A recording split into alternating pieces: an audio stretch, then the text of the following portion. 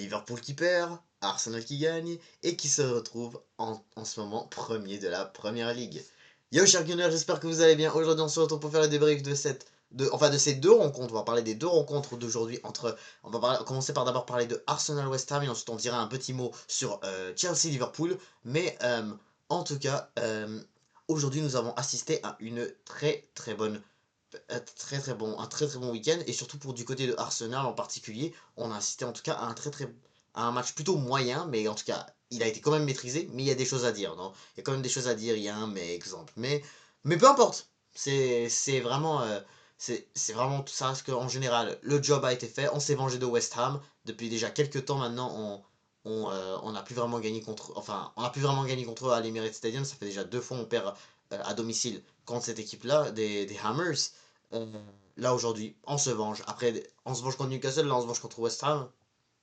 Excellent. Avant de commencer, n'hésitez pas à vous abonner, liker, commenter, ça fait toujours un très grand plaisir de vous avoir dans mes vidéos. Avant de retourner sur l'équipe, là j'ai juste un truc à mentionner vraiment sur l'état vraiment de cette première ligue, parce que là maintenant on voit qu'en ce moment Arsenal se retrouve premier, donc pour l'instant il n'y a personne qui peut vraiment nous dépasser jusqu'à ce qu'on prouve d'ici le match contre Fulham après la trêve internationale, mais pour l'instant Arsenal a en tout cas depuis le début de la saison, maintenant ça fait déjà 7 matchs qu'on joue. Et depuis, vraiment, je trouve que là, on a eu les plus grosses rencontres en fait. Ça, c'est la vérité. Parce que là, on se souvient, exemple, depuis le début, on a joué. Parce que là, depuis le début, on a affronté United, Liverpool, Manchester City et Newcastle qui étaient vraiment nos 4 gros matchs depuis le début de saison. Et même, bah, comment je vais. Oui, ils ont eu les plus gros matchs de cette saison. Et même par la suite, on a toujours fini par rester premier, voilà. En tout cas, surtout, je parle de ces 4-là, parce que quand on regarde bien sûr les 4 rencontres, ben, tu as eu quand même 7 points sur 9. Pas 9, qu'est-ce que je raconte? 12. T'as eu 9 points sur 12 en fait. C'est ça ce que je veux dire en fait. Voilà, donc depuis vraiment, t'as pris 2 victoires contre United et Newcastle, un nul contre City et malheureusement t'as perdu contre Liverpool, mais peu importe. Ça reste que pour l'instant, Arsenal reste toujours qui se débrouille bien. Et là maintenant, en plus de ça, tu t'imposes contre Nottingham Forest, tu t'imposes contre Leeds. Et là maintenant, tu t'imposes contre West Ham. Ça, c'est un très bon début. Et ça a intérêt à continuer comme ça. Parce que Liverpool, de leur côté, ça se débrouillait que en gagnant par des buts vraiment de victoire en fait. Enfin, des buts de dernière minute, voilà. Et là maintenant, ça fait déjà 2 fois dans cette première ligue que cette équipe de Arne Slot se fait prendre un but de fin de match. Et c'est là où c'est là vraiment où tout le monde qui disait bah Liverpool voilà continue de toujours d'avoir ce genre de but, il peut pas continuer vraiment à s'échapper de ces défaites ou de ces matchs nuls, et ben c'est justement le cas. Ça perd maintenant contre Palace et aujourd'hui contre Chelsea. Et là, non seulement Liverpool a dû affronter Chelsea aujourd'hui, mais là, c'est eux de leur côté qui vont avoir des matchs difficiles. Voilà, comme exemple. Voilà, ils auront Man United en tout cas, ça devrait pas être si difficile là, techniquement, mais même à ça reste pas non plus un match qui semble pas vraiment être si facile. C'est qui semble être facile, mais ça ne serait peut-être pas si facile que les gens le pensent. Et puis voilà, il reste qu'il y a Brentford. Et par la suite, voilà. Et je pense juste après ça, ils affrontent City. Si je me trompe pas, voilà. Ils affrontent bientôt City. Mais en tout cas, voilà. Liverpool vont tomber maintenant sur les grosses rencontres. Contrairement à nous, là, on aura Fulham. Palace, ça va rester un match très compliqué quand même. Malgré que récemment, Arsenal se débrouille plutôt bien contre Palace. Mais bref.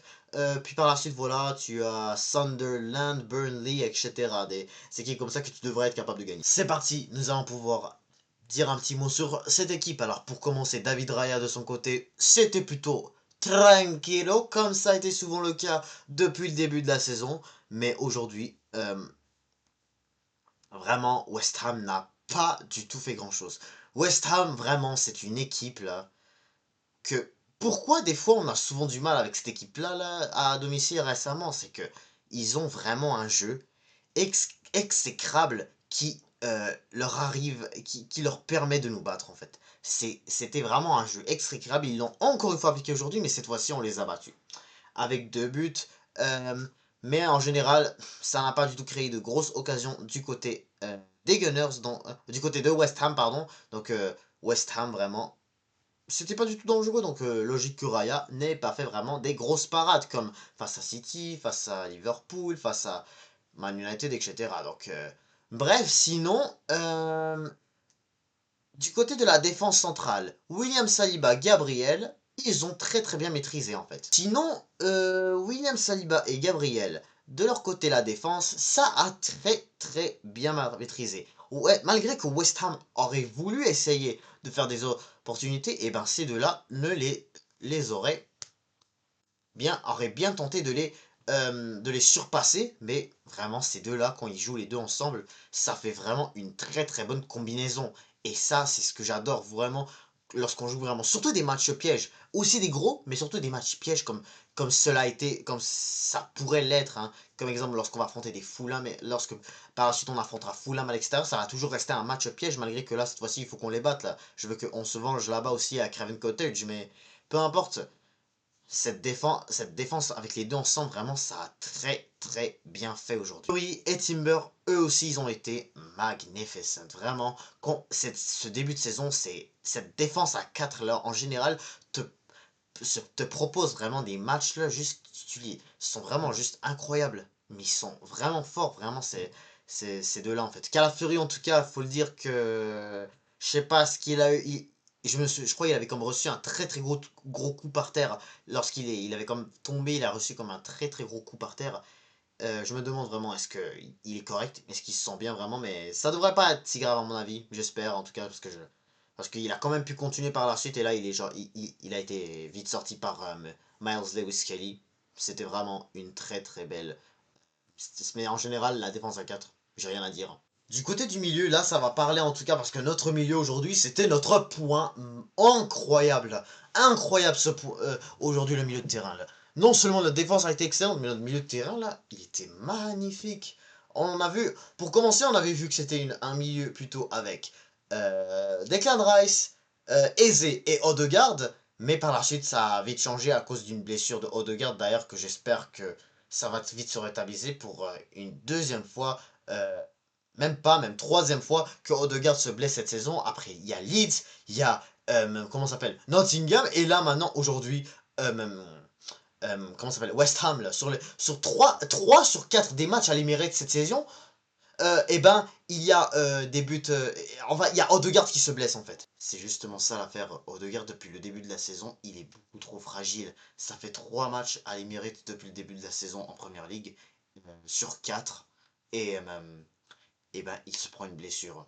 Littéralement, il n'a même pas joué contre City, je pense, là, mais là, ça fait 3 matchs, là, il joue, il se blesse contre Leeds, contre West Ham, contre et là maintenant contre enfin, et aussi l'autre jour contre Nottingham Forest, excusez. Donc c'est un peu étrange et inquiétant pour notre capitaine. Est-ce qu'il va pouvoir toujours continuer à être aussi blessé comme ça et tout? Est-ce que ça va continuer vraiment? Il est juste beaucoup trop fragile. Et bah, je souhaite tout simplement un bon rétablissement. Declan Rice aussi de son côté, il a marqué un but, voilà. Il a marqué le premier but de la rencontre contre son ancienne équipe. Et même à ça, et par la suite, voilà, il s'est lui aussi blessé. Lui, par contre, j'espère vraiment qu'il n'y a rien de grave. Rice, vraiment, il a tout contrôlé par lui-même. Lui et Zubimendi, là, Zubimendi aussi, il a été incroyable. Maintenant, là, je trouve qu'il a vraiment le niveau d'être le meilleur numéro 6 du monde. Là. Il est incroyable. Lui et Rice, là, c'était pour moi les deux meilleurs joueurs du match aujourd'hui. Avec Bukayo Saka, là, mais bref, je vais y revenir sur Saka, mais en tout cas, notre milieu, ils ont vraiment contrôlé le milieu de terrain très facilement, sans aucun problème. Et vraiment, j'ai rien à dire pour le milieu. L'attaque, Bukayo Saka, Trossard et comment ça s'appelle? Avec Victor Gyökeres, voilà. Victor Gyökeres, voilà. Et d'ailleurs, Eberechi Eze, que j'ai oublié d'en parler, voilà, qui a lui aussi joué au milieu de terrain. Parce que par la suite, voilà, Martin Zubimendi est rentré à la place de Martin Odegaard. Sinon, pour. On va parler de Eberechi Eze parce que vraiment, trop ça aussi, c'était vraiment awful. C'était vraiment pas un top match de la part de Leandro Trossard. Mais Eberechi Eze, lui aussi, il aurait fait un match quand même correct. Malheureusement, voilà, il a raté ce but, ce face-à-face qu'il avait eu après, après vraiment que Gyökeres ait raté le ballon lors du centre de Bukayo Saka. Sinon, ben, Eze aurait essayé de son mieux pour vraiment créer de plus d'occasions, essayer de se retrouver avec Gyökeres un peu plus, mais en tout cas avec ce jeu un peu exécrable de la part de West Ham United, c'était beaucoup trop compliqué. Euh, puis Bukayo Saka, il marque ce penalty en deuxième mi-temps. C'était aussi notre meilleur attaquant du match. Il a marqué même un but hors jeu en première mi-temps. Sinon, voilà, il a fait beaucoup de centres. Vraiment, c'est un joueur très très important pour nous. Et heureusement qu'il a pu vite revenir après sa blessure contre Leeds United. Parce que là sinon, d'ailleurs, il a même saigné du nez, hein. Au début, je croyais que ça allait être une blessure plus. J'ai cru que ça allait être plus pire. Mais heureusement vraiment que saigner du nez, c'est pas si grave que ça. Donc, il a pu se débarrasser de ça vite et puis ben, le match a pu continuer. Donc vraiment très belle victoire d'Arsenal. En général c'était un top match. Là il faut qu'on parle des milieux juste avant qu'on passe au prochain match. Les milieux je parle bien sûr remplaçants bien sûr hein, parce que je crois les remplaçants qu'on a eu c'était Nwaneri. Bah voilà, Zubimendi je compte pas là on en a déjà parlé. Il y avait Nwaneri, il y avait Lewis Kelly et Merino je pense. Et puis sans oublier Gabriel Martinelli qui a aussi fait une entrée mais cette fois-ci son entrée n'a pas du tout été exceptionnel. Heureusement qu'on gagnait, parce que sinon, hein, ça aurait été beaucoup plus pire, hein. Mais bref, l'entrée de Martinelli, c'était pas du tout exceptionnel. Il n'a pas vraiment fait tant grand chose. Eze a vraiment été un patron, enfin un patron. Il aurait fait vraiment, il aurait fait en tout cas beaucoup mieux que lui. Donc c'est là où que vraiment je vous dis que même si que Martinelli nous a sauvé beaucoup cette saison, que ce soit contre Bilbao ou contre Manchester City ou contre Newcastle même après son très bonne entrée, euh, c'est pas lui qui va tout le temps te mettre des buts là. Donc il va pas vraiment te mettre tout le temps des buts à chaque fois que tu le rentres là. C'est pas comme si vraiment c'était je sais pas c'est pas comme si tu le mets remplaçant et que tu le rentres, il va devenir prime Messi, genre c'est ça l'affaire. Et sinon, Eberechi Eze, de son côté, il a. Bah voilà, Eberechi Eze, tout simplement. Lui, on peut. C'est pour moi lui qui mérite le plus de titulaires euh, depuis titulaire, voilà. Dans notre équipe, et tout simplement, c'est notre meilleur. C'est notre meilleur ailier gauche, voilà. Je comprends même pas qu'est-ce que Arteta fabrique toujours à titulariser Trossard. Donc là, j'ai retrouvé mon idée. Ça fait déjà deux fois qu'il fait un match pas très exceptionnel. Je dis pas non plus qu'il fait des matchs horribles à ce point-là, mais genre, je veux dire, Eze peut faire largement mieux que ça. C'est ça le truc. Non, Henry, lui, de son côté, il n'a pas vraiment eu beaucoup le ballon, mais même à ça, ça se voyait que il semblait. Il méritait plus de rentrer plus tôt que ça. Voilà, il fallait le rentrer tout simplement plus tôt que ça, lui et Lewis Kelly, qui ont les deux fait de très très bonnes entrées. Lewis Kelly avec Victor Gyökeres, en tout cas, c'était pas mal les seuls qui se retrouvaient très bien, surtout quand Gyökeres se déplaçait vers la gauche. Sinon, non, on a parlé de Mandry, mais Rino, lui, écoute, il n'a pas eu lui aussi souvent le ballon, donc on ne peut pas non plus le juger. Et puis, ben voilà, c'était tout pour notre équipe. C'était vraiment tout pour notre équipe. Donc voilà, c'était une victoire assez simple, pas très exceptionnelle, mais bien maîtrisée. Donc, faut juste qu'on continue comme ça, voilà, avec ces victoires-là, qu'on va jouer Fulham. Les prochains matchs, on a Fulham, qu'il faudrait vraiment qu'on gagne celui-là, là. Sinon, par la suite, tu as Crystal Palace. Ça va être difficile quand même, vu qu'ils sont quand même forts cette saison. Mais euh, normalement, Crystal Palace est. Non, Crystal Palace n'est pas vraiment une équipe dont Arsenal a souvent du mal en fait. On se souvient l'année dernière, ils ont quand même fait match nul, mais sinon, on les bat souvent. Donc ça peut changer, donc attention. Puis bien sûr, voilà, t'as Sunderland, et puis Burnley, et puis etc. Juste avant d'aller jouer Tottenham au mois de novembre. Voilà, donc là je parle vraiment de un mois plus tard, un mois d'ici. Donc.